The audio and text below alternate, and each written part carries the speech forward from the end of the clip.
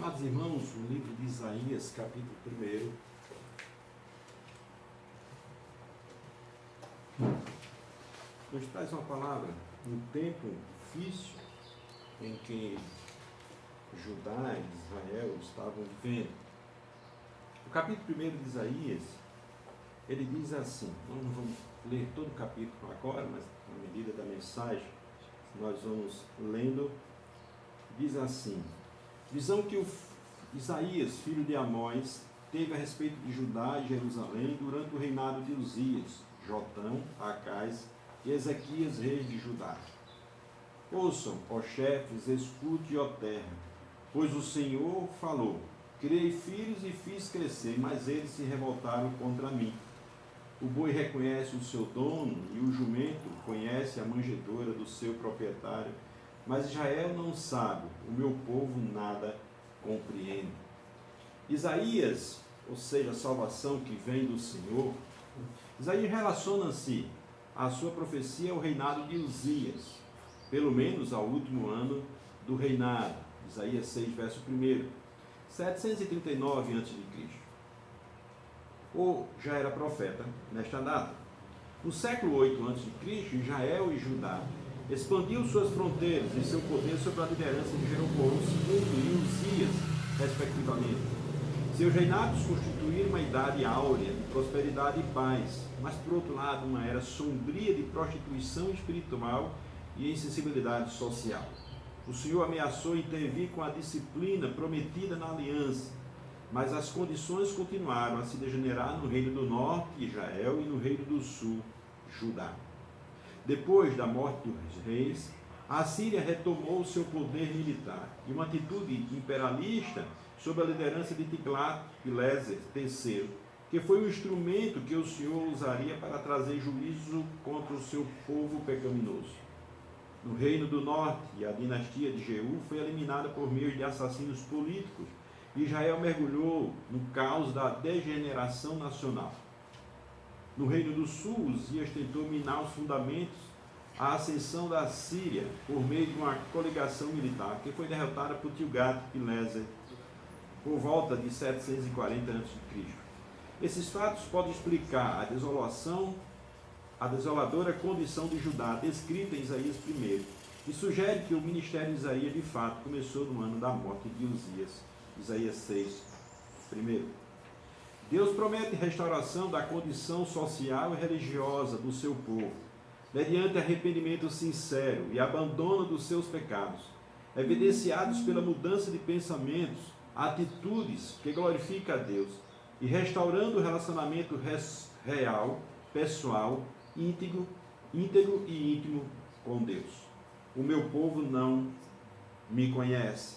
Amados irmãos, muitas mensagens têm sido pronunciadas por pastores nos WhatsApps, no Instagram, Facebook, sempre levando a ideia de que Deus está julgando esta terra. Não tenho dúvida disso, mas a minha palavra hoje é direcionada à igreja. Que o mundo desobedece a Deus, nós sabemos. Que o mundo vive em trevas, nós conhecemos. Que o nome do Senhor tem sido profanado, como foi em 2015, 2018, como foi em 2019, e este ano, 2020, uma escola de samba ignorou a santidade do Senhor e aí profanou o seu nome na arquibancada, na passarela, e o povo cantou a música que degrenia a imagem de Jesus Cristo e levava a uma idolatria de uma cultura para o próprio bem-estar, para o bel prazer, ofendendo ao Deus que é soberano e criador. Não queremos aqui nesta manhã falar sobre um povo pecador, sobre um povo que não conhece a Deus, sobre um povo que não busca o Senhor, mas vive na sua iniquidade, no seu pecado, desobedecendo a Deus, até porque não tem compromisso com Deus em obediência. Mas queria trazer uma palavra à igreja. Deus nos fez ficar em casa para pensar nele, refletir sobre ele, consagrar-se a Ele, orar a Ele. O temor da doença nos faz pensar na gravidade do que está acontecendo no mundo, mas devemos refletir o que é que Deus quer dizer para nós que somos o seu povo. O que é que Deus falou ao meu coração essa semana? O que é que Deus falou ao seu coração esta semana? Isaías prega para um povo, embora vivendo aquela prosperidade, aquele momento de paz, era um povo que estava vivendo numa prostituição espiritual, ou seja, havia abandonado o relacionamento com Deus, Criador, soberano, Deus que tirou do Egito. Estavam vivendo uma instabilidade social, as pessoas buscavam os seus próprios interesses, o seu próprio prazer, a sua própria fortuna, o seu próprio bem-estar. Os órfãos e as viúvas, o inocente, era colocado de lado, era maltratado, era ignorado, estava na marginalização, ou seja, estava à margem da sociedade. Foi assim que Deus ensinou para o seu povo. A lei do Senhor trazia equidade, equilíbrio, trazia a ideia de que todos somos iguais e nós devemos ajudar aos outros. O povo não conhecia ao Senhor. O texto é bem interessante porque Deus, através de Isaías, vai dizer: o boi reconhece o seu dono, o jumento conhece a manjedoura do seu proprietário, mas Israel não sabe. O meu povo não compreende. O povo não estava compreendendo o significado do relacionamento íntimo, pessoal e real com Deus.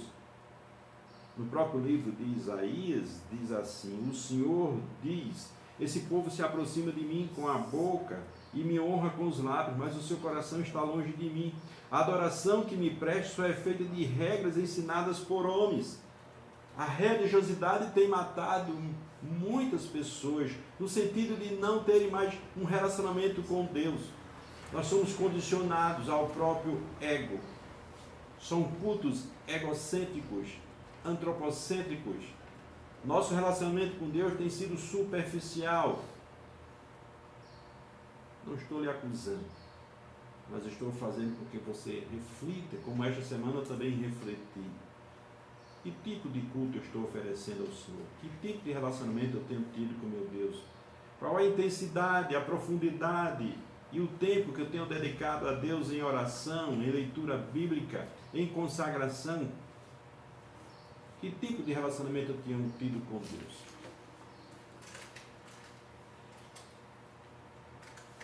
Isaías, a partir do verso 4, ele começa a falar da nação. A nação pecadora, povo carregado de iniquidade, raça de malfeitores, filhos dados à corrupção, abandonaram o Senhor, desprezaram o Santo de Israel e o rejeitaram.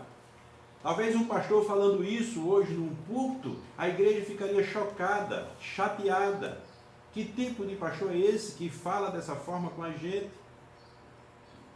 É como o texto que Jesus fala dos fariseus, raça de víboras, túmulos caiados. É como João Batista pregando, raça de víboras. Quem vos ensinou a se afastar, a fugir da condenação do Senhor, do juízo do Senhor? Deus está falando para Israel, dizendo que é uma nação pecadora. Um povo escolhido para ser sacerdócio real estava vivendo de maneira que Deus não aceitava. Povo carregado de iniquidade, raça de malfeitores, filhos dados à corrupção. Abandonaram o Senhor, desprezaram o Santo de Israel e rejeitaram. Iníquos, corruptos, malfeitores, abandonaram e rejeitaram. Podridão da alma, enfermidade espiritual mortal, verso 6. A terra devastada, falida, conquistada por estrangeiros pagãos. Deus entregou o seu povo à mercê da sorte. Outros povos vieram e conquistaram e trouxeram tristeza e dor. Da sola do pé ao alto da cabeça não há nada são, somente machucados, vergonhas, ferimentos abertos, que não foram limpos, nem enfaixados, nem tratados com azeite, feridas podres, doenças na alma, gangrena espiritual. Deus está acusando o seu povo de haver abandonado. No verso 7, a terra de vocês está devastada, suas cidades foram destruídas a fogo, aos seus campos estão sendo formados por estrangeiros diante de vocês, devastada como a ruína que eles costumam causar. Só restou a cidade de Sião, verso 8, como tenda numa vinha, como abrigo numa plantação de melões, como uma cidade sitiada. No verso 9 diz assim: se o Senhor dos Exércitos não tivesse poupado alguns de nós, já estaríamos como Sodoma, semelhante a Gomorra. As misericórdias do Senhor, o Senhor é bom para todos, a sua compaixão alcança todas as suas criaturas. O Salmo 145, verso 9. Sim, Deus, em meio a toda essa profanação do seu nome, a toda essa iniquidade, Deus tem agido com a sua graça. Amados irmãos, imagine se essa enfermidade tivesse começado no Brasil, no período do carnaval, se multiplicado assustadoramente. Começou na Itália. Nós estamos vivendo uma realidade. Mas continua dizendo, minha palavra hoje não é pensando na terra, é pensando na igreja do Senhor Jesus Cristo. Se o Senhor dos Exércitos não tivesse poupado alguns de nós, já estaríamos como Sodoma e semelhante a Gomorra. Que tipo de vida temos vivido? Que tipo de culto temos oferecido? Como tem sido o nosso relacionamento com Deus? Ficamos espantados com o juízo de Deus ou ficamos esperançosos com a promessa que Deus tem para cada um de nós? Ainda que a terra se abale, ainda que as águas rujam, nós precisamos confiar de que o Senhor é o nosso refúgio e fortaleza e não ficarmos simplesmente impressionados com as águas que rugem, com a terra que treme. Não podemos perder o foco de Deus por conta de um vírus. Não podemos menosprezar o poder de Deus, achando que o poder do vírus, que pode até tirar a nossa vida se não cuidarmos e formos contaminados, podemos até perder a alegria ou o sossego em meio a esse caos, mas não podemos perder a esperança num Deus que pode todas as coisas e que ainda não nos livre. Nós não nos encurvaremos a este mundo, mas permaneceremos firmes no propósito de viver para a glória de Deus. Se o Senhor dos Exércitos não tivesse misericórdia, muitos de nós não teríamos sido poupados. Já estaríamos como Sodoma e Gomorra, debaixo do seu juízo. Governantes de Sodoma, ouçam a palavra do Senhor. Vocês, povo de Gomorra, escutem a instrução do nosso Deus. Deus nos convida, irmãos, a viver para a sua glória. A profanação do meu nome através do culto irracional. Deus acusa o seu povo. Deus fala à nação de Israel, à nação de Judá, dizendo: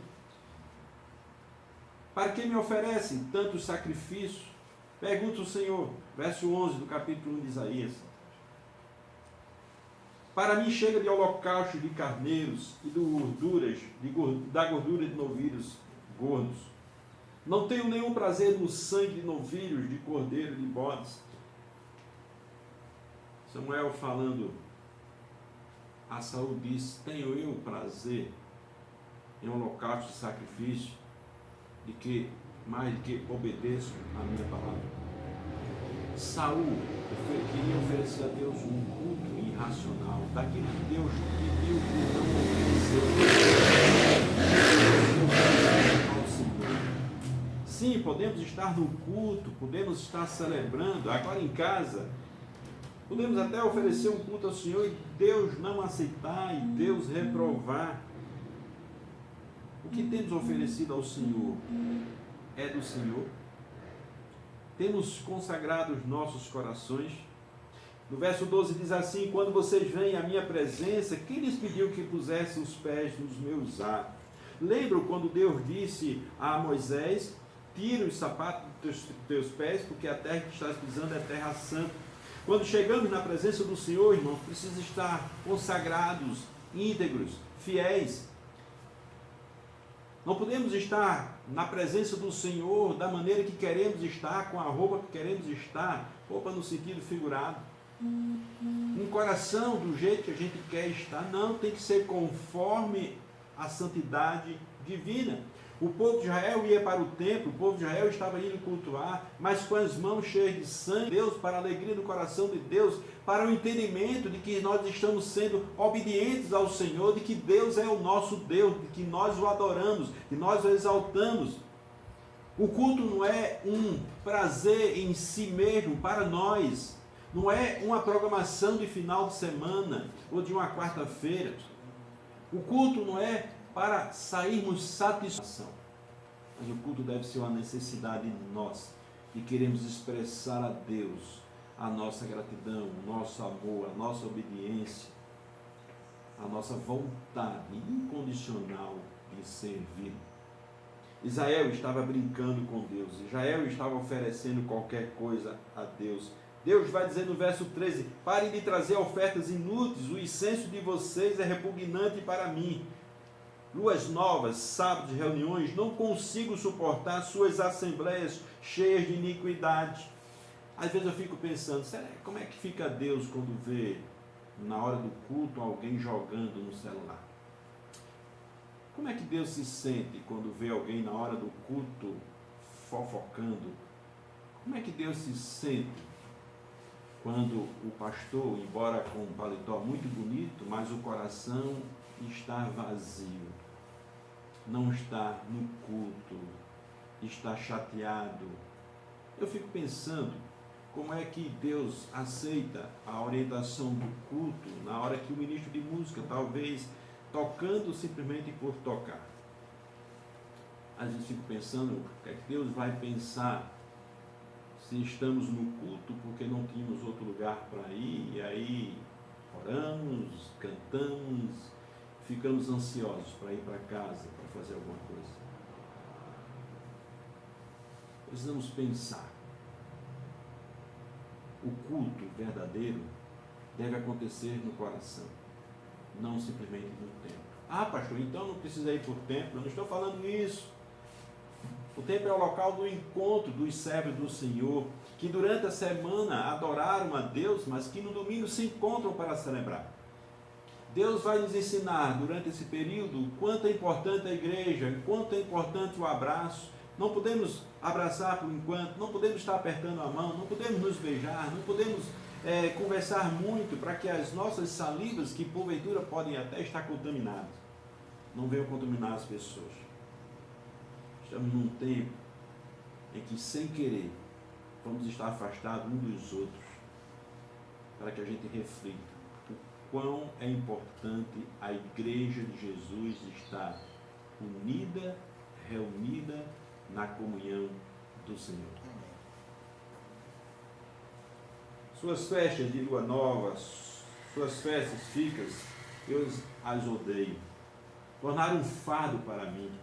Não suporto mais. Quando vocês estenderem as mãos em oração, esconderei de vocês os meus ódios. O culto profano, o culto irreverente, o culto que não agrada a Deus, faz com que Deus não nos ouça. Deus não escute o nosso clamor, o nosso pedido, a nossa súplica, a nossa adoração. Deus deseja que você realmente viva para a glória do seu nome.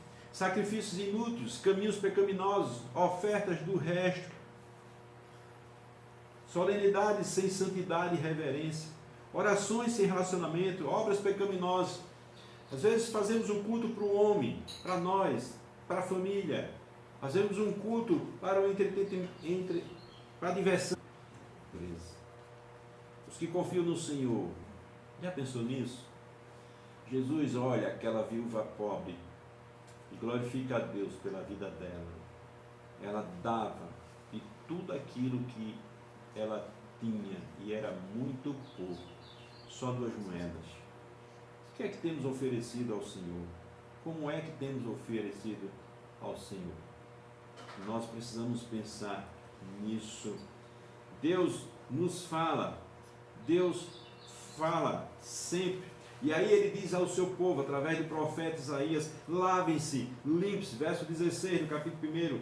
remova as suas más obras. Nós precisamos tomar uma decisão na nossa vida, nós precisamos nos lavar espiritualmente, nos purificar, e o sangue de Jesus Cristo é capaz disso, se confessarmos os nossos pecados. Deus é fiel e justo para nos purificar os pecados e nos livrar de toda injustiça. Então eu preciso decidir me limpar. Eu preciso remover as minhas obras mais, aquilo que eu tenho profanado a Deus, aquilo que eu tenho sido mal. Eu preciso tirar isso de longe da minha vista.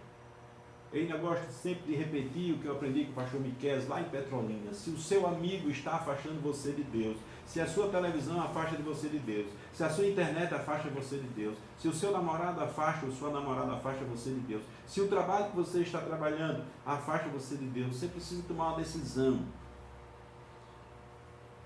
Afaste desse seu amigo. Acabe esse seu namoro. E parece até estranho. Entregue esse seu emprego.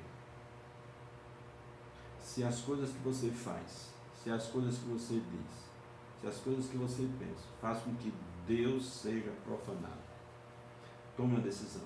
Limpe-se, afaste-se e busque ao Senhor. Aprenda a fazer o bem. Verso 17. Busque a justiça. Acabe com a opressão. Lute pelos direitos do órfão. Defenda a causa da viúva. Há muitos nas igrejas que precisam da nossa ajuda. Não só a questão material, mas às vezes uma palavra, um abraço, uma oração, um sorriso. Às vezes nós precisamos defender o irmão dentro da nossa igreja, que às vezes está sendo maltratado, excluído. Às vezes há irmãos que estão fazendo a obra e há muitos opositores fazendo conchavos, divisões, provocando intrigas, fazendo grupos. Às vezes nós estamos no trabalho do Senhor, mas só interessa o que eu estou fazendo, o meu projeto, a minha vontade, a minha visão. Às vezes estamos na igreja do Senhor Jesus Cristo, mas estamos no trono do Senhor Jesus Cristo e nós queremos ser glorificados, nós queremos ser louvados, nós queremos ser honrados. Às vezes nós estamos na igreja do Senhor e não percebemos a necessidade do órfão e da viúva. Às vezes vamos bem arrumados para a igreja externamente, mas o nosso coração está bagunçado, desalinhado, desarrumado. Nós precisamos pensar nisso. Deus convida ao arrependimento. No verso 18 ele diz: venham, vamos refletir juntos, diz o Senhor. Deus convida para pensarmos juntos, para refletirmos nisso. É conversando com Deus, é orando, é perguntando, é indagando. Senhor, é desta forma. Senhor, é assim que o Senhor quer. Senhor, como é que tu queres? Revela, Senhor, a tua vontade, a tua santidade. Eu quero te obedecer. Deus nos convida para refletir. Ele diz: embora que seus pecados sejam vermelhos como escarlate, eles se tornarão brancos como a neve. Embora sejam vermelhos, rubros como a púrpura, como a lã se tornarão. Se vocês estiverem dispostos a obedecer, o primeiro princípio para quebrantamento, para viver para a glória de Deus, é querer obedecer. Lembram do Salmo 128? Bem-aventurado o homem que teme ao Senhor e anda nos seus caminhos. Lembra do Salmo 23? O Senhor é meu pastor, o Senhor é meu. Se Ele é Senhor, eu sou servo, e o servo tem que obedecer. Lembra? Se vocês estiverem dispostos a obedecer, comerão os melhores frutos desta terra. Deus tem promessa para o seu povo. E para todo aquele que se arrepende e crer no Evangelho de Jesus Cristo, Deus tem promessa. Desde o Gênesis a Apocalipse, Deus tem promessa. Deus não promete enricar crente nenhum, mas Deus promete cuidar de cada um de nós. Ele cuida, Ele providencia, Ele supre todas as nossas necessidades. Mas precisamos obedecer, precisamos ser fiéis, precisamos abandonar o pecado, precisamos viver para a honra e glória do Seu nome. Mas se vocês resistirem, se rebelarem, serão devorados pela espada, pois o Senhor é quem fala. Ouvi um pastor essa semana e achei interessante quando ele dizia que em Ezequiel 4 formas de Deus disciplinar o seu povo: pela espada, pela guerra, pelas pestes e também pelo desequilíbrio da natureza, equilíbrio ecológico, mas também pela fome. Deus disciplina o seu povo. teve disciplina. Deus disciplina na terra. E nós precisamos entender isso. E aí no verso 21, Deus, estamos já perto de terminar, diz assim: veja como a cidade fiel se tornou prostituta. Veja como Judá e Israel se prostituíram, antes cheia de justiça e habitada pela retidão. Agora está cheia de assassinos. Sua prata tornou-se a escória, seu licor ficou aguado. Seus líderes são rebeldes, amigos de ladrões. Todos eles amam suborno e andam atrás de presentes. Eles não defendem o direito dos órfãos e não tomam conhecimento da casa da viúva. Por isso o soberano, o Senhor dos exércitos, o poderoso de Israel anuncia: derramarei a minha ira sobre os meus adversários e me vingarei dos meus inimigos. Voltarei a minha mão contra você, tirarei a toda a sua escória e removerei todas as suas impurezas. Restaurarei os seus juízos como no passado e os seus conselheiros como no princípio. Depois disso você será chamada cidade da retidão, cidade fiel. Deus promete vingança, ou melhor dizendo, Deus promete disciplina, não só para o mundo, mas aqui ele está falando para o povo de Israel, de Judá. E ele fala para o nosso coração hoje, igreja de Jesus. Nesse tempo de isolamento social, não tem como se isolar do Senhor, a não ser que você não o busque, a não ser que você não se consagre, a não ser que você não queira obedecer, a não ser que você talvez esteja chateado, revoltado, indignado, porque tinha um plano de viagem, tinha um plano de compra, tinha um plano de casamento, tinha um plano de vender, tinha um plano de acontecer, e por conta desse isolamento, todos os seus planos, por enquanto, estão suspensos ou foram cancelados. Esse é um tempo de consagração, como em todo tempo é, mas esse é um tempo para a gente refletir que nós não somos nada sem Deus. E sem Deus, nada podemos fazer. Um simples vírus colocou a gente em casa. Melhor dizendo, a disciplina do Senhor para a terra trouxe também um tempo para nós refletirmos que se não obedecermos ao Senhor, o que acontece no mundo também atinge as nossas casas. Mas se formos fiéis e obedientes ao Senhor, assim como no dia que o anjo da morte passou, na casa do povo de Deus havia o sangue do Cordeiro, o sangue de Jesus Cristo nos livra da condenação do Deus eterno. Amados irmãos, pensando nisso, Sião será redimida com justiça e com retidão os que se arrependerem, mas os rebeldes, os pecadores serão destruídos e os que abandonaram o Senhor perecerão. Vocês se envergonharão dos carvalhos sagrados que tantos apreciam. Ficarão decepcionados com os jardins sagrados que escolheram. Vocês serão como um terebim, cujas folhas estão caindo, como um jardim sem água. O poderoso se tornará como estopa, e sua obra como fagulha. Ambos serão queimados juntos, sem que ninguém apague o fogo. Do Senhor não se zomba. O que o homem plantar, ele vai colher. Essa não é uma promessa só para o mundo. Pelo contrário, é uma promessa para o povo de Deus, porque quando Paulo escreveu aos Gálatas, estava escrevendo para a igreja. Filho, ei, preste atenção. Não zombe de Deus. E Deus não se brinca. Se vai cultuar ao Deus Todo-Poderoso, cultue em santidade e reverência. Se vai se ajoelhar ao Senhor, se ajoelhe, mas primeiro ajoelhe o seu coração e a sua consciência. Se vai ofertar ao Senhor, não dê o resto. Dê aquilo que o seu coração decidiu para a glória de Deus. Se você vai louvar ao Senhor com um cântico, cante um cântico que é para a glória de Deus, não simplesmente para o seu prazer. Quando você voltar a se reunir na igreja, porque vai chegar esse dia, não sei quando, espero que em breve, porque eu não sei viver muito bem sem igreja, eu não sei ficar sem a comunidade de Jesus. Eu espero que você também seja assim. Que saudade eu estou da igreja. Menos de uma semana. Mais uma coisa fique certa. Quando voltarmos, eu creio que não será mais como era antes. Será bem melhor. Nós vamos saber e vamos agora entender o que significa chorar com os que choram e se alegrar com os que se alegram. Espero que quando nós voltarmos, deixemos para trás o abandono das viúvas e o abandono dos homens. Que a gente ofereça a Deus o que é de Deus, para Deus. E que a gente pense que a nossa vida depende dEle. E só para Ele devemos viver. Consagre a sua vida ao Senhor. Nós vamos orar a Deus com o hino consagração. E assim oraremos. Estaremos terminando o culto nesta manhã. Ao Rei dos Reis consagro a minha vida.